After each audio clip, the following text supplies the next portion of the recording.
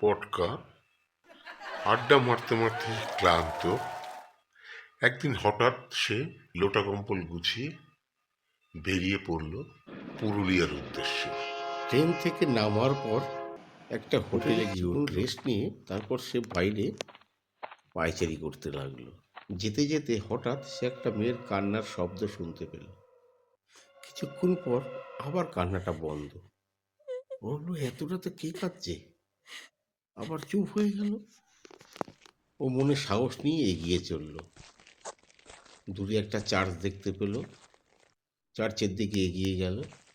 যেতে যেতে হঠাৎ দেখলো তার পাশ থেকে কে যেন একটা বেরিয়ে গেল। কিছুটা থমকে গেল, আবার সে সামনের দিকে এগিয়ে গেল। যেতে যেতে হঠাৎ একটা বিকট শব্দ করে সামনে কে একজন এসে আবার মিলিয়ে গেল। ও কিছুটা ভয় পেয়ে গেল এবং ওখান থেকে ও পলায়ন করলো। পলায়ন করতে করতে ছুটতে ছুটতে হঠাৎ এক জায়গায় এসে বনের মধ্যে কিছুটা থমকে দাঁড়ালো। আবার সেই মেয়ের আওয়াজ, আবার সেই গর্জন। ও মনে করলো, বাবা কি হলো, এ কি হচ্ছে? ও ভেঙে পড়লো, ভেঙে কাঁদতে শুরু করে দিল। কাঁদতে কাঁদতে কাঁদতে একটা সময় অজ্ঞান হয়ে পড়ল।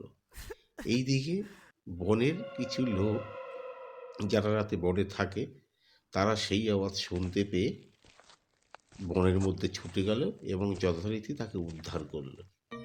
উদ্ধার করে তাকে তারা তাদের বাড়িতে নিয়ে আসলো এবং বাড়িতে এনে সেবা শুশ্রূষা করে তাকে আবার ট্রেনে তুলে দিল, বাড়ির উদ্দেশ্যে রওনা